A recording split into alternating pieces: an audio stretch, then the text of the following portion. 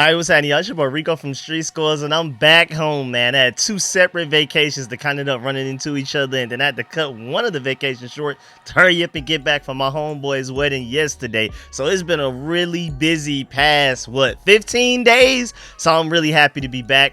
I'm hitting y'all with like 2-3 videos a day. I'm not playing because I've missed out on so much stuff that I wanted to talk about. I have so many mock drafts I want to do. I'm trying to do a best case scenario mock draft tonight, but for this video right now, we're here to dive into all of the Washington Commanders draft, smoke, rumors, everything going on. Our potential strategy that we may go into the draft with, because we can name guys that they're interested in, but there's a certain strategy because if they can't get this guy, then what's their backup plan to that guy? So we got to dive into like a lot of the draft and strategy rumors coming from reporters out there. We of course got to talk about general draft rumors and strategies that will affect the Commanders that other teams may be taking as far as their approach to the draft. We have some confirmed interest in certain players just off of the top 30 visits and things like that. And then we also have a couple of fan theories and strategies that I want to throw out there that we could discuss as well. But before we get into everything, you already know I have a fun fact for you at the end of this video. Make sure you stiff on that like button, stiff on the subscription button, and stiff on the bell next to that subscription button so you get notification each and every time I release an informative and opinionated video just like this one. Make sure you stay tuned to all of the content. Really appreciate y'all for supporting every video all of the time, man. Even while I was on vacation, I didn't have the usual background and effects. Y'all was still pulling up and supporting, and that's real love, man. So I really appreciate y'all. Without further ado, let's go dive into this video right now, man. Again, we're about to get to 2-3 videos a day type of stuff. Let's get it. Adam.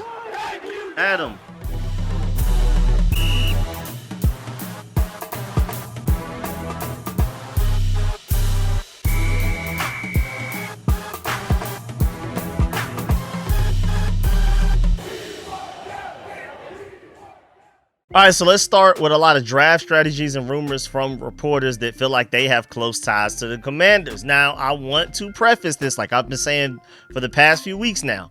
Nobody absolutely knows what the Commanders are doing right now. Like I even said, I'm not even sure if Cliff Kingsbury knows 100% what Adam Peters wants to do, and he's running the show.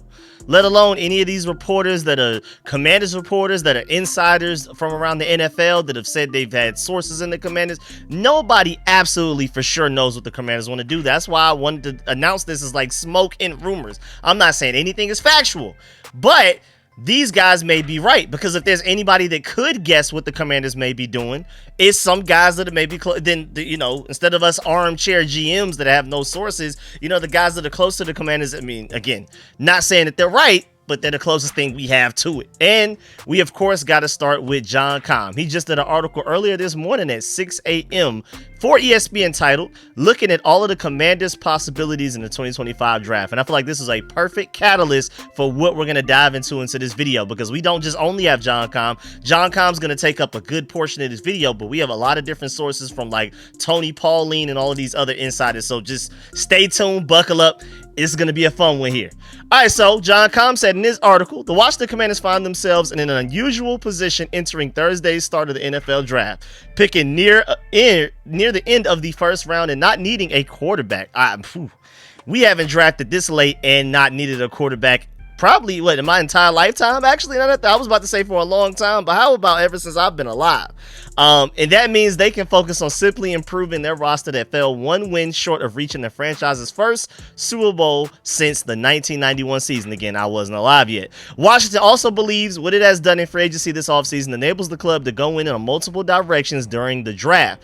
Quote from Adam Peters himself, "That gives us the flexibility to go kind of wherever we want to go," unquote. And like I've been saying for months now, the Commanders went into free agency and they made sure that we added a bunch of floor to every position group to where we don't have any glaring huge weaknesses. There are positions we would like to upgrade, but we at least have startable players at every single position group on the team, all around, up and down the entire roster. I mean, I feel like kicker is the only position where it's like there's just no way that the guy that we currently have here before the draft is going to be our guy starting later. We could talk about edge rusher. I feel like pass rush is still a big need, like it's something that we could definitely upgrade in this draft, and that's arguably my favorite thing to attack in the first round. But I just feel like we don't kicker is the only thing where I feel like we gotta bring somebody else in. There's just no way this is it. And I feel like with that strategy, making sure you address floor through free agency, now you can go into the draft looking towards ceiling. So I feel like that will affect our draft strategy. We're not just going to bring in a bunch of guys that they're decent. They can contribute now, but they don't offer much more of a ceiling to potentially be like a Pro Bowl player. I think we're shooting for good talent, high ceiling, home run hitters type of thing. I think first of all, if you trust your coaching staff to develop that, if you trust your scouting department and your own eyes to see that in a player, you know what I'm saying? Don't play it safe. That's what Rivera and those guys kept doing their regime when they were here. Playing it safe, taking a bunch of high floor guys and still wasn't getting floor out of them, which was insane. Let's go ceiling, especially again with the way that you approach the free agency. You already had a team to reach the NFC Championship. You added a bunch of talent and plugged in a lot of holes in free agency, and now you can go into the draft really like, let's just get better. You know what I'm saying? We don't have to reach for need because we don't have a need that's worth reaching for right now. Just take the best player available. Of course, best player available always has some sense of need intertwined with it. Of course, I would argue that a pass rusher, a home run hitting running back, you could argue corner, maybe even safety, maybe an electric receiver, maybe even a tackle if you feel that way, could be like some of our bigger needs. But honestly, it's best player available. I know tight end isn't our biggest need going into this draft, but if for some crazy reason Tyler Warren or Colson Loveland are there at 29, I feel like you got to take them. Now, going back to John Comm, the Commanders have 3 picks in the first 4 rounds that are considered by multiple league sources to be strong between rounds 2 and 4. Basically everybody feels like the guy that you can get at 15 is the same guy you can get at 50. So this is the perfect draft to have a bunch of round 2, round 3, and round 4 picks. Adding another pick in those rounds will benefit Washington and is something that would appeal to Peters. So John Comm is letting you know that don't be surprised if we start trading back either in the first round to acquire more day 2, early day 3 draft picks, or maybe we trade back in our second round pick, our currently 61st overall pick in the second round. Maybe we trade back from that to get some third rounders. We don't have we don't have any thirds right now, and we have 1 fourth. Maybe they try to get another 4th. We'll see.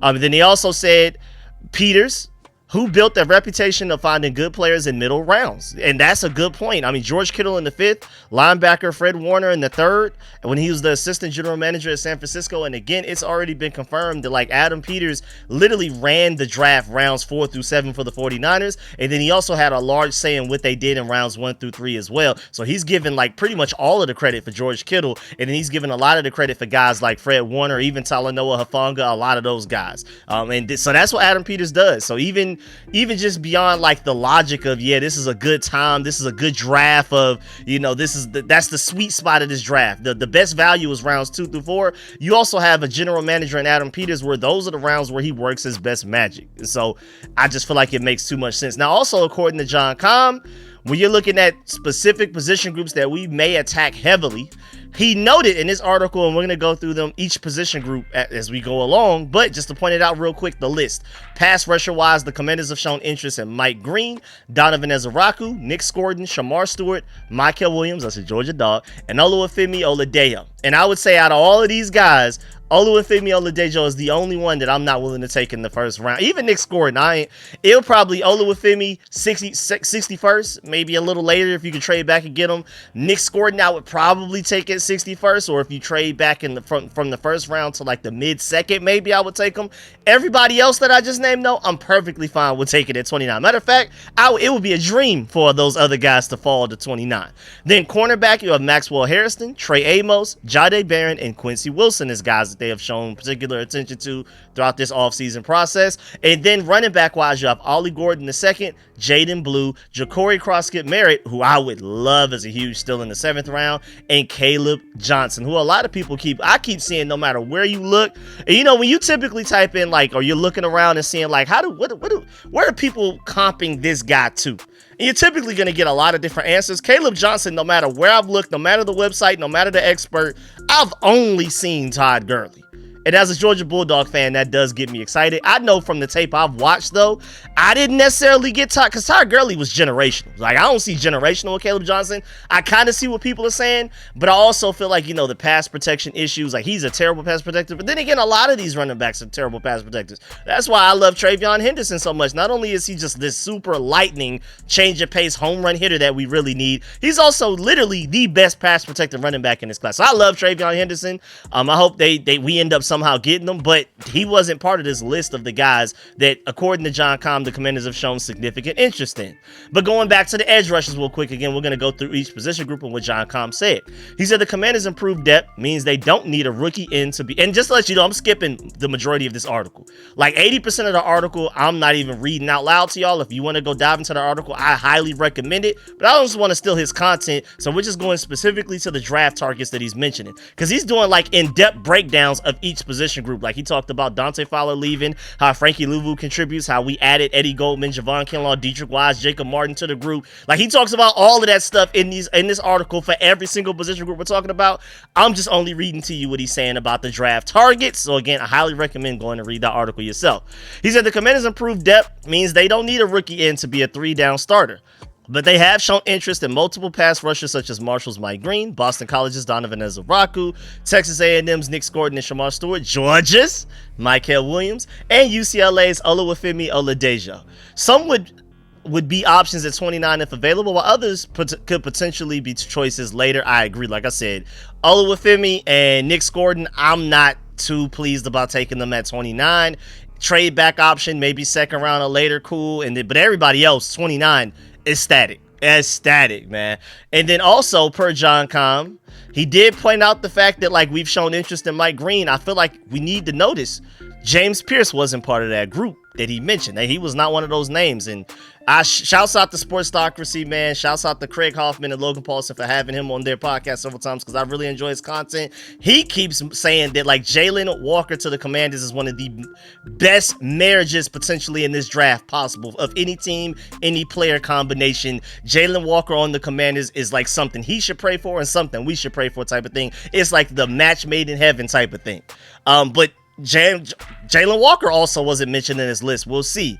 But John Com, even specifically in another situation like days ago, before this article, said, quote, James Pierce doesn't sound like a Dan Quinn type of guy, unquote. So that's something to definitely watch out for, and there's probably a reason he omitted James Pierce from this list of edge rushers where he did include Mike Green. And the reason I want to keep comparing Mike Green to James Pierce is because they both have perceived character issues, red flags coming into this draft process. And what this tells me is that if this is true, again, I want to always preface this with all of this is smoke, rumors.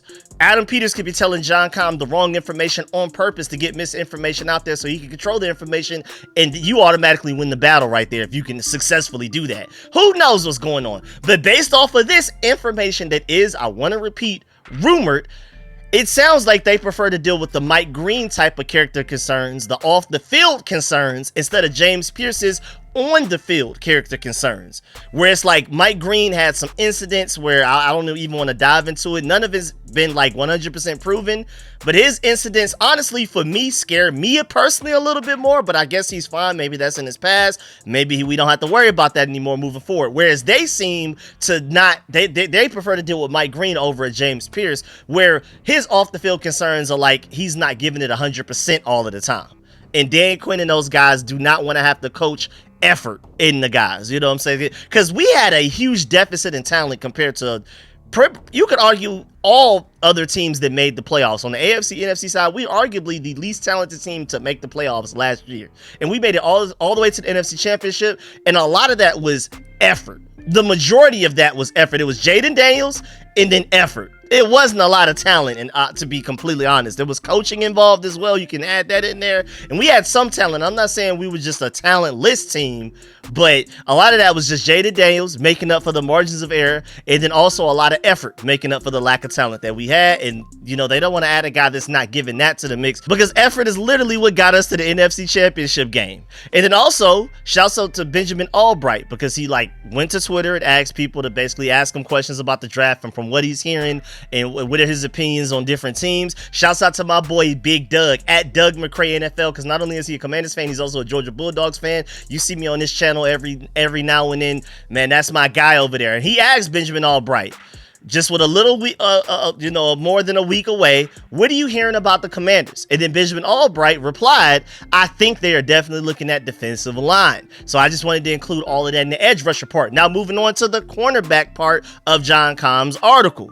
He said that the Commanders could use another corner with length whose best spot is outside. They have shown interest in Kentucky's Maxwell Harrison, Ole Miss's Trey Amos, Texas's Jahdae Barron, and Pitt's Quincy Wilson, among others. One NFL scout loved Harrison in particular because of his skills and competitiveness, but adding Jones this offseason enables Washington to probably wait until later in the draft rather than having to reach and get, or not even reach, but like you don't necessarily have to take a corner in the first or second round. We are all right there. You know what I'm saying? That was the purpose of free agency, to make sure you're all right across the board, and whatever you do in the draft will just be for potential starters and upgrades and higher ceilings. So he pointed out that Carlin Vigors will possibly be a guy that they target in round 6 or 7 if one isn't likely available early, just based on how the draft board falls. And the draft is chaotic, man. Nobody knows anything, man. It's impossible to predict. But I just thought that was pretty interesting that they are looking specifically at outside of Jahdae Barron. It looks like they're looking for outside corners, which makes sense because you have Marshawn Lattimore, and like I've been saying in several videos now for the past few weeks, he's our only pure outside corner right now. Mike Sanderstill, I prefer him in the slot. He could play outside corner. Like I said, I think he could be a solid outside corner. I think he could be an elite slot corner. Jonathan Jones, better slot corner than outside corner. Noah Igbenogany, better slot corner than outside corner. We still kind of need an outside corner. I mean, when in doubt, worst case scenario, put Mike Sanderstill back outside again. We did just fine last year with it. But ultimately, if you want to improve the cornerback position group, you're adding an outside corner, not an inside corner. So I'm confused by the Jahdae Barron interest right there because I think he's purely a slot. I think he's really versatile. I think he can literally play any position in the secondary, but I feel like outside corner is probably the position he should play the least between the different safety spots, inside corner. But it's cool. He's a very talented guy. You could argue at 29, he would be best player available, and you probably just take him just off of that, and we'll just figure it out later. Who knows? And then also moving on, he also mentioned that it's not even just corner. As Quinn said, the team's other desires to find other players who could take the ball away. Harrison picked off 6 passes in his 20 games combined, returning 3 for touchdowns. Hey, that's a guy that could very, very much so interest a Dan Quinn type of. Remember, for the Dallas Cowboys, the 3 years that he was their defensive coordinator with Joe Wood Jr. right next to him as a defensive passing game coordinator, they led the NFL in takeaways. So they definitely want to get back to that because we did not do that enough last year. We started to finally figure it out in that Lions playoff game divisional round, but that just wasn't who we were. That wasn't our identity the entire season. They want that to be our identity. And then also, John Kahn pointed out the fact that Maxwell Harrison also has the short area quickness that might tempt Washington to potentially take him at 29, I'm assuming is what he meant. But the desire for takeaways also could lead the Commanders to take a safety. And then he pointed out that South Carolina's Nick Amawari has the size at 6'3", 220 pounds to play in the box and intercepted a combined 6 passes during his past 2 seasons. And of course, I feel like Malachi Starks, Georgia bias aside, is the best safety in this draft class. Then there's a gap. Then it's Nick Amawari. Then it's a gap. And then it's everybody else. And then it's like decent depth alongside those guys. But I just also feel like Malachi Starks, if they really wanted to go safety, you could argue he would be best player available at 29 if he were available. That, he's also the super commander personality. You can argue that there's no bigger Commanders tag personality in this entire draft other than Malachi Starks. He's literally everything that Adam Peters and Dan Quinn dream of in a player, personality wise. And then offensive line wise, John Kahn pointed out, one league source said that the Washington would like to continue beefing up its offensive line. The Commanders added left tackle Laramie Tunsil via a trade, and that also allows them to move Brandon Coleman to another position. They'll see where he fits at right tackle first, though, even though, again, I ultimately feel like his highest ceiling is at guard, but I'm okay. I'm happy with him at tackle, guard, whatever. But if the Commanders opted for a lineman in the first round, which I don't think is likely unless a player that has no business falls to us, they have shown interest in Alabama guard Tyler Booker, watch out for that, or Oregon tackle Josh Connolly Jr., who could also play guard if needed. If they wait, then NC State tackle Anthony Belton and West Virginia guard Wyatt Millam are possibilities. All of these guys we've shown significant interest in, top 30 visits, private workouts, all of that type of stuff. And then moving on to running back.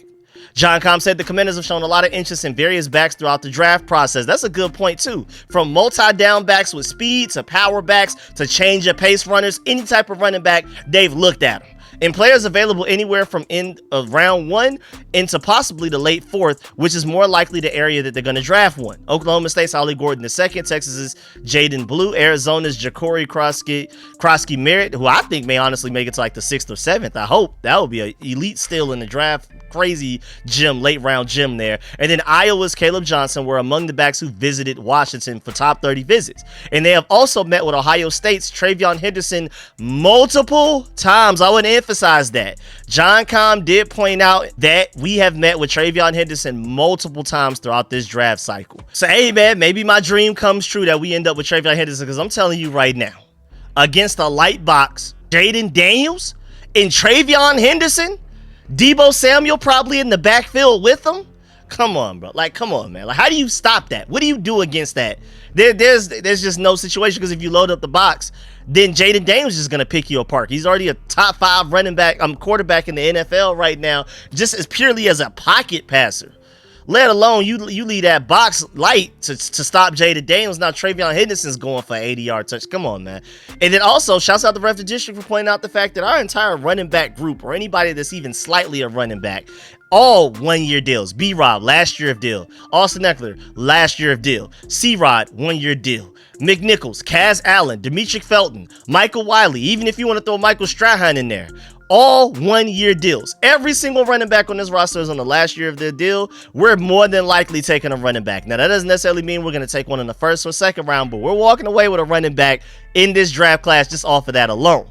And then also, lastly, before we get up out of here, moving on from John Com also said if the Commanders want to continue adding help around Jaden Daniels through the receiver room, Ohio State wide receiver Emeka Egbuka will be a first-round consideration. Apparently, the Commanders are really interested in him. One NFL assistant coach said that Egbuka was one of possibly 2 or 3 receivers he would peg as first-round talents. Iowa State's Jaden Higgins and Jalen Noel and Maryland's Ty Felton are possibilities after the 1st round. Now, speaking of Ty Felton, pivoting from John Com to some really interesting rumors and smoke that's going around right now. Apparently, the Washington Commanders are very interested in Ty Felton, like a lot. Like, he's one of the guys that they are the most interested in among all of the guys that are potential targets for them. Guys that we've brought in for visits, met with multiple times. Ty Felton is arguably one of the guys that's highest on their list. Tony Pauline even went to say the Commanders are expected to draft a wide receiver in this upcoming draft, and they like Maryland wide receiver Ty Felton a lot.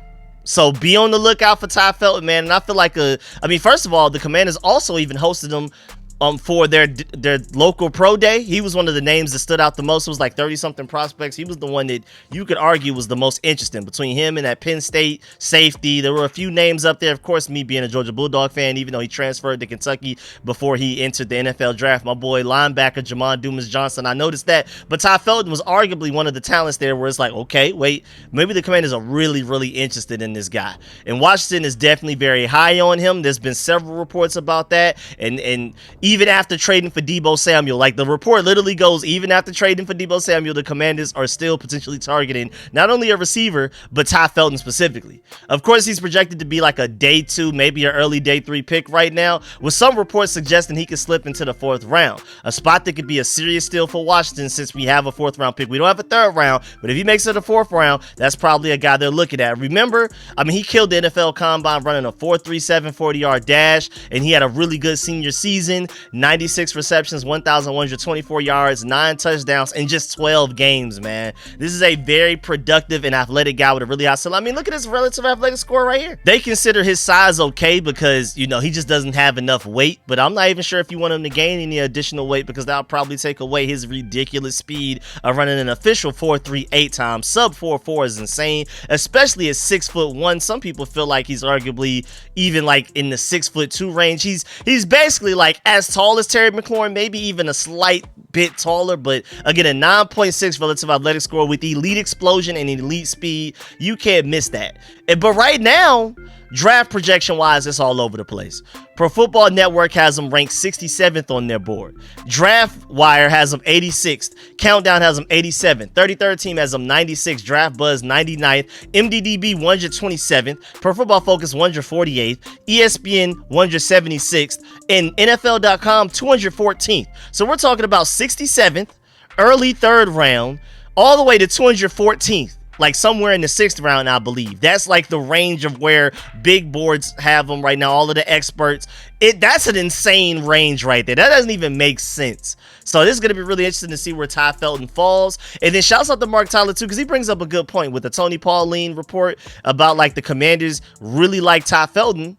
He said, I mean, they very well may like Ty Felton, but why would anyone from the inner circle of the team let that out of the bag with 1 week to go before the draft starts? And I agree. And that's why I feel like I feel like they are interested in him, but I feel like this is more so an educated guess than like an actual insider of, Tony Pauline talking to the Commanders and them telling them that. Because why would they? If they told them that, that's literally to spread misinformation. And then this whole Ty Felton thing is just a smokescreen. Because I just refuse to believe that Adam Peters, all of these moves he's made, out of nowhere, Larry Tunsil with no whisper of it. Like every move he's made, there's been no leaks, no heads up. It just happens out of nowhere. Nothing's leaking out of this organization. Everybody has their lips tied. So for these reports to come out from Tony Pauline and stuff like that saying that we really like Ty Felton, I feel like that's more so an educated guess just off of the fact that we brought him in for visits. We had the local pro day. We've talked to him in different forms and all throughout this entire draft process, so you can just follow the visits. How recruiting goes. That's one of my number one sayings with recruiting: follow the visits. You can kind of see, like, it makes sense that we're very interested in him. You can just see it by how much we've had contact with them. But I just don't think Tony Pauline just nudged the Commanders inside of like a GM or a scout or anything. It was like, how y'all feeling about Ty Felton, and then got like a direct answer. But MV Scouting brings up a good point too. He said the Commanders have been connected to basically every day two tallish vertical threat. Ty Felton is one of those guys. We have a lot of those guys. And again, there's a report from Tony Pauline himself, quote, at some point in the draft, the Washington Commanders are expected to draft a receiver even after trading for Deebo Samuel, unquote. And again, if you just look at all of the guys that we've shown interest in through visits, through meeting at the combine, pro days, and things like that, pretty much to MV Scouter's point, every receiver that's tall and is really fast and is a vertical threat, we've met with all of them. Now moving on to some more rumors. Or really, this one is more so like a strategy, but Todd McShay made a great point for why the Commanders are going to go defense in the first round. Shouts out to Todd McShay for going on my boy Let Martellit's show with his whole live stream. Shouts out to all of them on there, man. Great content. My boy Jamal at Let Martellit. Make sure you follow them on Twitter. Subscribe to them on YouTube. He also writes for Hogs Haven, so shouts out to Jamal for that as well. But they had Todd McShay on their show. Yes, the Todd McShay. And he broke down why the Commanders will go defense in the first round. It's a pretty long quote, so just stay with me here. But this is like a whole entire breakdown and like the follow through of the logic of how he got here. He said, quote, think about the Baltimore Ravens, right? One of the organizations in the playoffs almost every year. They're always picking in the mid to late 20s or 30s.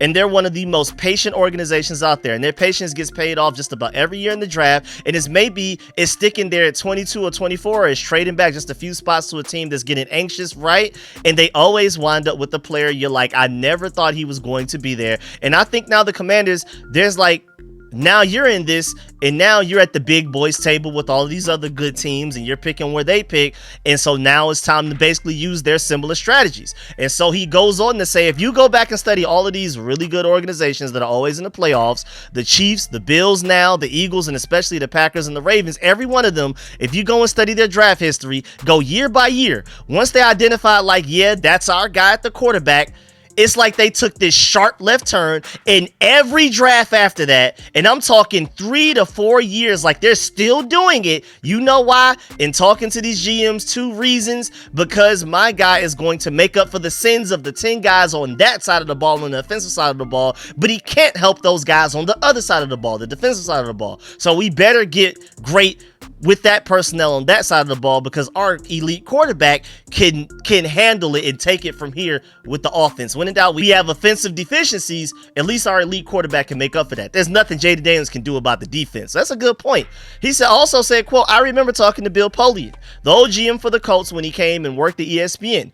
One of his big things was that he had to get pass rushers on that turf. I can remember how passionate he was. We had to have closers, guys who could close the game. Talking to Howie Roseman at the combine, he said the same thing. Quote, we had to have closers. The Commanders are in a position now that they have their guy. They can be patient and sit back. It's an edge rusher, awesome. But if it's not, then when we take a player that everyone in the league thinks is like one of the 20, 24, 25 best players in the league in Starks, and let's take him and get a difference maker there, unquote. Again, go check out the Trap or Dive podcast, their show on YouTube with Let Martell and all of those guys. Shouts out to them. Todd McShay was on this show for a long time, but that was one of the most interesting parts from it. That's why the Commanders are going to go defense, because all of these great teams, once they finally realize we've established great franchise quarterback, defense first round every time. So it sounds like we're more than likely going to do that, unless some crazy thing happens where somebody random falls to us. Like, again, maybe you consider like Josh Connolly best player available at 29. You just take him anyway. And then you have a top 5 offensive line in the NFL with Brandon Coleman starting at left guard, Tyler Biadasz at center, and when healthy, Samuel Cosme's at right guard. Then you have Josh Connolly right tackle, Laramie Tunsil left tackle. Easily top 5 offensive line in the NFL. I can see that. But even in his most recent mock draft, and I believe this is his final mock draft, and he included trades as well, he has the Commanders getting Georgia Bulldog Malachi Starks. So going defense, not edge rusher specifically, but defense in the first round, to his point. And then also now moving on to general NFL draft rumors and strategies that will affect the Commanders. You have Matt Miller. He said, talking to teams, the positions that are going to fly off the board: offensive tackle, because there's poor depth after the top 4 and 5. So you better get one of the first 5 guys, or you might as well just go ahead and wait. So basically, don't expect even guys like Josh Connolly to make it to 29, because those top 5 offensive tackles, after that, there's a big dip in talent. You better go get them when you can. Also, tight end. He says safe picks in an uneven class, whereas there's a couple of guys at the top, and then there's a bunch of, take what you like, you know what I'm saying?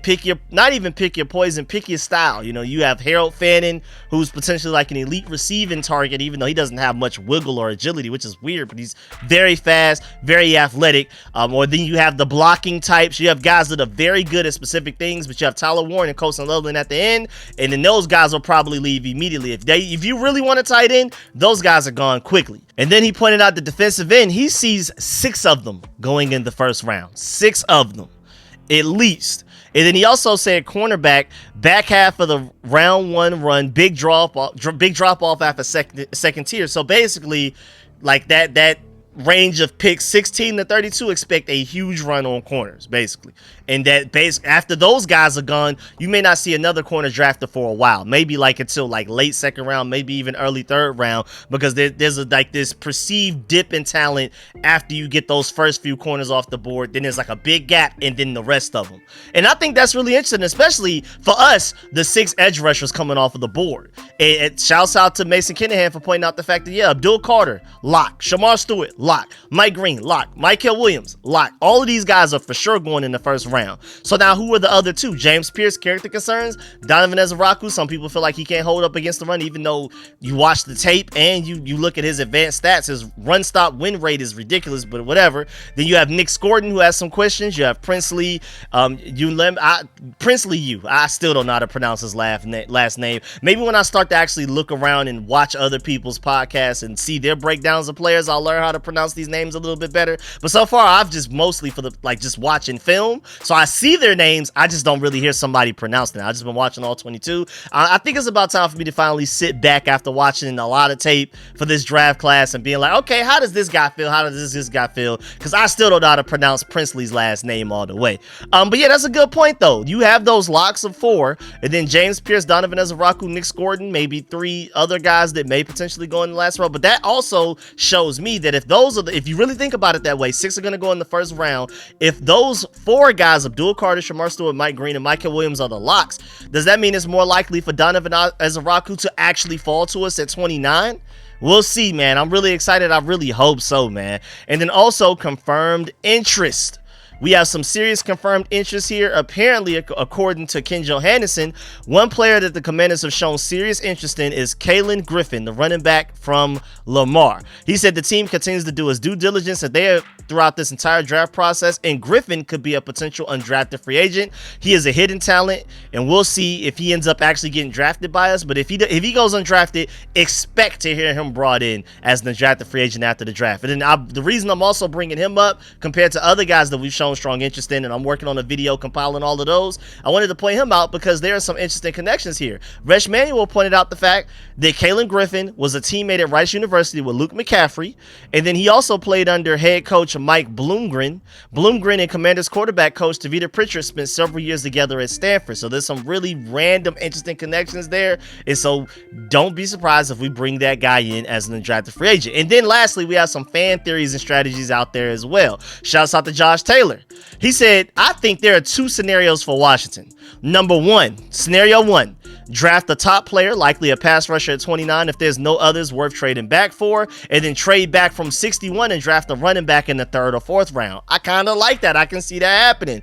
Or scenario two, trade back from 29 to like 33 or 34 and draft Travion Henderson and then take edge, cornerback, or wide receiver at 61. I can see that as well. Now, my best case scenario is to end up getting an edge rusher at 29 and still somehow coming away with Travion Henderson at 61, even though I highly doubt it. But I can also see where I think those two draft scenarios are probably more realistic. Also, shouts out to @DCZ Walt. He said the Commanders are drafting a running back in the draft, but I hope they don't just draft another B-Rob. I want somebody that can put fear in the defense and have game-breaking ability. That's why I wanted Travion Henderson so bad. I feel like we're missing a home run hitter. Brian Robinson is a solid running back. He's not bad at all. And Austin Eckler is solid as well as a change of pace guy, but we need a home run hitter that can make things easier for Jaden Daniels. And then also, shouts out to Josh Taylor. These are purely predictions. I just thought it was interesting. I wanted to throw this out there. He said he's predicting that Kyle Williams goes round 2. We'll see how that goes. I like Kyle Williams. I'm one of those guys that's higher on Kyle Williams than the rest of everybody else. Like Chris Sims is really high on him. Chris Sims is higher on him than I am, but I'm definitely higher on Kyle Williams than most people out there. Because Chris Sims is saying like round 1. Like at least I think he said that was like his second favorite receiver or something like that, I believe. But I'm not that high. But Kyle Williams round 2 sounds great to me. James Pierce Jr. falls to round 2. I can see that with character concerns. Femi Oladejo will be available at 61. I do think that. I hope. I mean, I don't want to take him anytime sooner than that, even if we do take him. And I see the potential there, but I don't love him as much as a lot of other people do. Then he also said that Winston Jr. will go before Emawari, and it's not even close. Or at the very least, he's a better player. And I mean, Emawari has all of the athleticism, but the tape isn't that great. So I can't even necessarily disagree with that. That's why I feel like Malachi Starks, it's a him, and then a gap, and then everybody else in the safety class, because Emawari has freakish athleticism, but the tape just isn't necessarily there. He's not too far away from Tyler Owens. He's better than Tyler Owens, especially coming out of the draft wise, but I don't think he's like that much better to where people think. And then Shamar Stewart, he's very raw. Then Shamar Stewart, speaking of raw, Josh Taylor predicts that he's still going top 20. I would agree. And then he also predicted that Shadir falls past 20. I mean, I just feel like Shadir is going to end up going to the Steelers, man. I think that's his floor at the very least, man. I don't see him getting past Mike Tomlin, bro. I don't even know if there's any rumors or smoke going on with that, but he just fits too well. Just go ahead and sign Aaron Rodgers to play this year. Shadir Sanders, you draft him in the 1st round this year. Yeah, the Steelers have the 21st pick. He's not making it to 20. He's not making it past 21 in my opinion. I just can't see it, man. It's just too perfect of a situation. Shadir is your starter 2026 and beyond. Give him some time to learn the offense and things like that. And then he'll have George Pickens, my Georgia dog, and DK Metcalf as receiving options. And then they just got to figure out what they're going to do at running back. I mean, I'm telling you right now, man, I think that's just too smart of. It just makes too much sense. I'm not a huge fan of Shadir Sanders like that at quarterback, but I feel like the Steelers have to be the floor there. It just makes too much. Mike Tomlin, that coaching staff, a great team, top to bottom, well-ran front office coach and all of that. It makes too much sense, man. If I'm Shadir Sanders, I hope I fall to the Steelers. But yeah, man, that's the end of this video. Please get in the comment section. Let me know if you feel about everything discussed in the video. Please still follow that like button, still follow the subscription button, still follow the bell next to that subscription button so you get notification each and every time I release informative and opinionated video just like this one. Loved my vacations and all of that. Again, it was like 2 separate ones. Then I had the wedding yesterday that took up the entire day. Then I had brunch with the family too, so that's why this video is coming out so late. Either way, I've been working on a mock draft all day. Even when I was with the family, I was like still, trying to put my mock draft together. I'm trying to get that out tonight because again, I'm trying to get back to 2-3 videos a day leading up to this draft, especially just off of how many days I went without putting out videos these past couple of weeks. And then again, as promised, fun fact for you, with 82 sacks, From 1983 to 1993, four-time Pro Bowl defensive end Charles Mann ranks number 3 on Washington's all-time list in that category. Interesting stat. I mean, hey, at least it's not from that stupid 2022 season that this calendar likes to keep constantly bringing up. So at least it's from a different year, and I like that. Hey, man, shouts out to Charles Mann, man. Shouts out to any of y'all that were even alive to even see him play while he was at his height of his career and everything like that. Because again, that's just a great burgundy and gold player, a great Redskin that I missed out on, man. I wish I was there for those days, man. But either way, I really appreciate y'all. Make sure you leave a like on the way out, and of course let me know, like, this is one of those videos I really want to see how y'all feel about everything discussed in this video. Please get in that comment section. Let me know how you feel about everything John Com said, all of the players that we're interested in, the love for Ty Felton, the love for the edge rushers, Mike Green over James Pierce. Who would you prefer, especially character concerns wise, but also talent wise? I mean, I would love either one. Either one falls to 29. I'm screaming at the Commanders to please take one of the guys. I think Donovan Ezaraku makes the most sense just because you don't have to worry about character concerns. He comes in immediately as a day one pass rusher who I think could get double-digit sacks immediately as a rookie. But James Pierce, the ceiling is even higher than Donovan Ezaraku's. I love Donovan Ezaraku, but James Pierce and Mike Green have higher ceilings. Mike Green has the character concerns. He has the lack of competition that he went against concerns as well. We'll see. I would be extremely happy with either of the three. So let me know how you feel about everything discussed in the video. Do you feel like we need an outside corner still? How do you feel about wide receiver? When is the soonest you would take a wide receiver? Like, would you take a wide receiver at 29? Let me know how you feel about all of that, man. Really appreciate y'all. I'm gonna catch y'all later. I'm out.